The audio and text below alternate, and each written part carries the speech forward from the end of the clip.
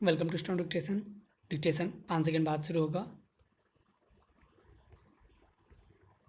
Ready start. महोदय, हम सभी इस बात के शिकार हो जाते हैं कि अपने दलगत स्वार्थ में आकर गलत काम कर बैठते हैं। कभी भाषा और कभी किसी प्रदेश के स्वार्थ में ऐसे प्रश्न उठते हैं जो हमारे राष्ट्र की एकता को कमज़ोर करते हैं। अभी एक माननीय सदस्य ने यह प्रश्न उठाया और आरोप लगाया कि भारत सरकार कुछ प्रदेशों के साथ इंसाफ नहीं करती। भारत सरकार कुछ प्रदेशों के प्रति पक्षपातपूर्ण नीति अपनाती है। यही मनोवृत्ति है जिसमें एक प्रदेश को दूसरे प्रदेश के विरुद्ध भड़काया जाता है। एक जाति को दूसरी जाति के विरुद्ध खड़ा किया जाता है। एक धर्म को दूसरे धर्म के विरुद्ध खड़ा किया जाता है और एक भाषा और दूसरी भाषा वालों के बीच में भड़काव पैदा करके लड़ाई पैदा की जाती है। यही मनोवृत्ति है जिसको हमारे विरोधी दल के बहुत से लोग भड़काकर पैदा करते हैं। उनकी अपनी गलत नीतियों के कारण विशाल दृष्टिकोण नहीं होता है और वे ऐसे प्रश्नों को उभार कर अपना स्वार्थ सिद्ध करते हैं। स्पष्ट है कि ऐसे समस्त प्रश्नों का परिणाम हमेशा बुरा होता है। इसलिए मैं सभी राजनीतिक पार्टियों के नेताओं से अपील करना चाहूँगा कि जो प्रश्न हमारे देश के सामने हैं और जिन पर हम सबको चिंता हो रही है तथा जिनका हल निकालने की हम कोशिश करते हैं, उन तमाम प्रश्नों के ऊपर हम ठंडे दिल से विचार करें। श्री वाजपेयी ने एक अच्छी बात कही। उन्होंने कहा कि इन प्रश्नों का हल सड़कों पर नहीं होगा। मैं भी उनसे इस बात में सहमत हूँ कि इन प्रश्नों का हल प्रजातांत्रिक ढंग से ढूंढने का प्रयत्न करना चाहिए। हमें इनका हल प्रजातांत्रिक व्यवस्था के अंदर करना होगा। सड़कों के ऊपर इन प्रश्नों का हल नहीं हो सकता है।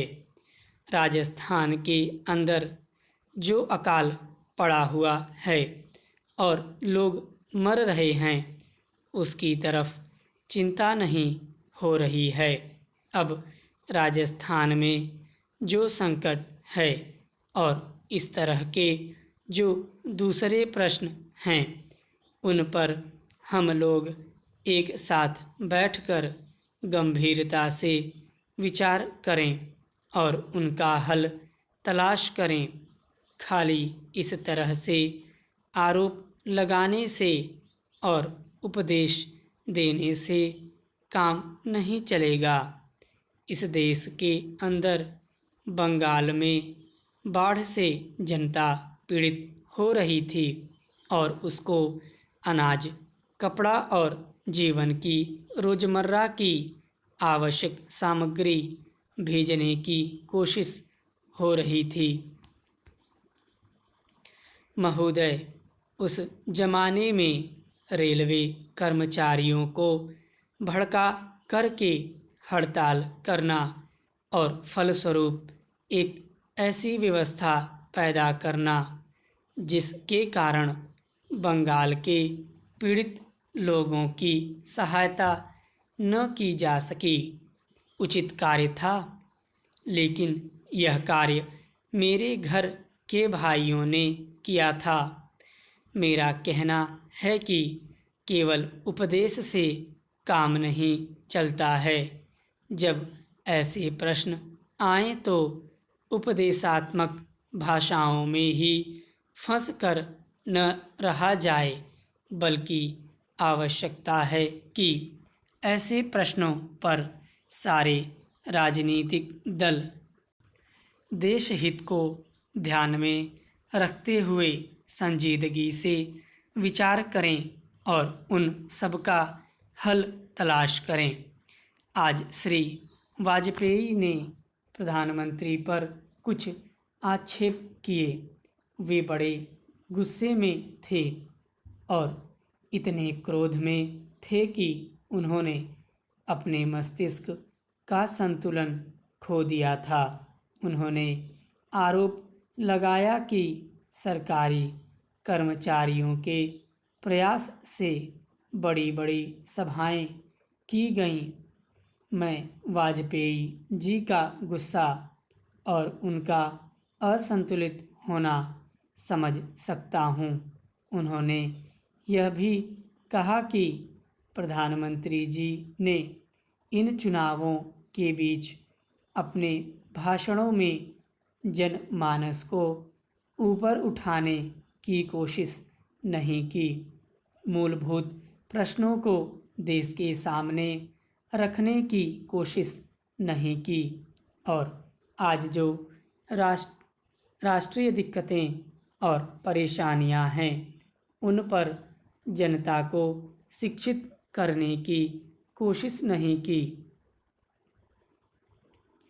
प्रधानमंत्री ने अपने चुनाव भाषणों में देश के अंदर जो शक्तियां राष्ट्रीय एकता को भंग कर रही हैं, धर्म के नाम पर, जाति के नाम पर, भाषा के नाम पर या क्षेत्रीयता के नाम पर संकीर्णता की भावना पैदा कर रही हैं, जनता को उनसे सजग किया।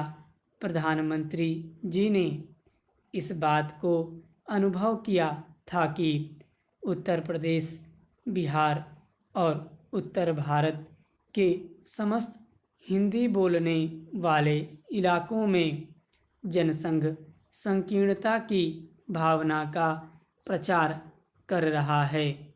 जिस प्रकार से जनसंघ सांप्रदायिकता की भावना को बढ़ावा दे रहा है, राष्ट्रीय शक्तियों को तोड़ने की नीति चला रहा है, उससे हमारे राष्ट्रीय मूल, राष्ट्रीय नीतियां और राष्ट्रीय एकता खतरे में है। इसीलिए प्रधानमंत्री ने जनसंघ के ऊपर इस बात का प्रहार किया था कि वह सांप्रदायिक शक्ति है और उससे जनता को सावधान हो जाना चाहिए। आज जो वाजपेयी जी का गुस्सा है, उसको हम समझ सकते हैं। उन्होंने एक सपना देखा था, एक सुनहरा सपना, उत्तर प्रदेश में अपनी सरकार बनाने का, बिहार में अपनी पार्टी को बहुमत प्राप्त कराने का। स्टॉप।